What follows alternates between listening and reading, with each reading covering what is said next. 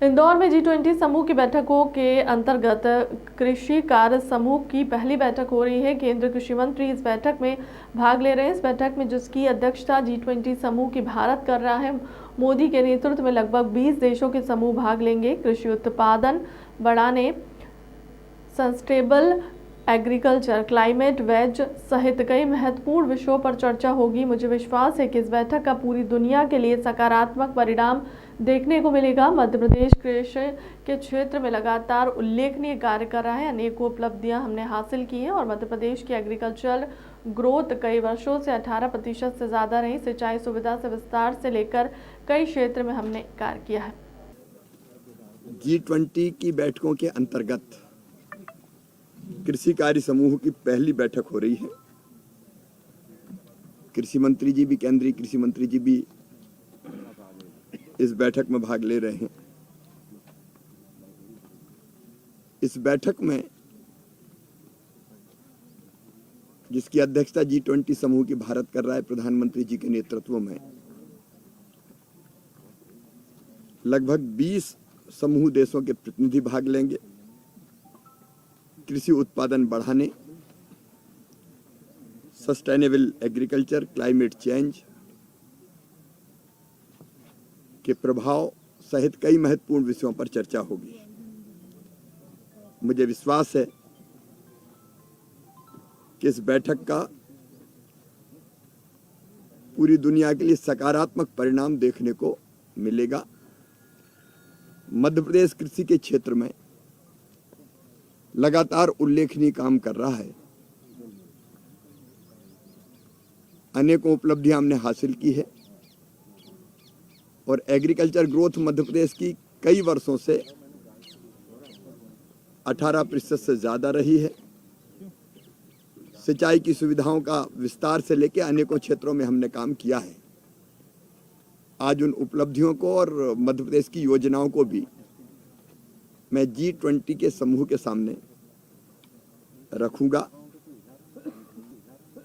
विकास यात्राएं मध्य प्रदेश में निरंतर जारी हैं और जैसा मैंने आपको बताया कि विकास यात्राएं कर्मकांड नहीं, जनसेवा का महायज्ञ बन गई हैं और अनेकों नवाचार विकास यात्राओं के अंतर्गत हो रहे हैं। छतरपुर जिले में श्रद्धांजलि परियोजना के अंतर्गत अगर परिवार के किसी सदस्य की मृत्यु होती है तो बिना आवेदन के उसको शासकीय योजनाओं के लाभ मिल जाए, इसका अभियान चला रहे हैं। चाहे वो अनुग्रह राशि हो, संबल के लाभ हो, अलग अलग दिव्यांग जनों के लिए शिविरों का आयोजन करके उपकरण वितरित करने का काम किया जा रहा है। धार जिले में ड्रोन आधारित नैनो यूरिया छिड़काव के माध्यम से खेती को बढ़ावा देने का काम कर रहे हैं। वैसे उमरिया जिले में अभियान कसम, community care for same child,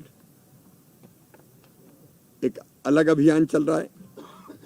Barwani में मिशन बाल शक्ति, जिसमें कुपोषित बच्चों के पोषण पुनर्वास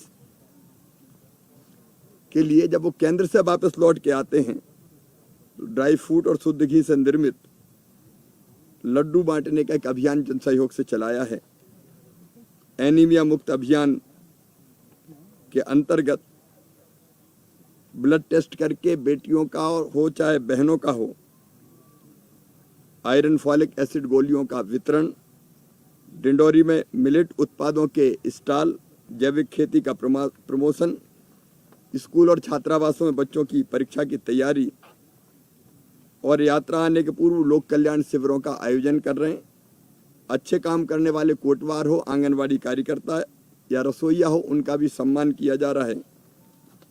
नर्मदापुरम में सहारा अभियान चल रहा है, जहाँ दिव्यांगों को श्रवण यंत्र और बाकी किटों का वितरण हो रहा है।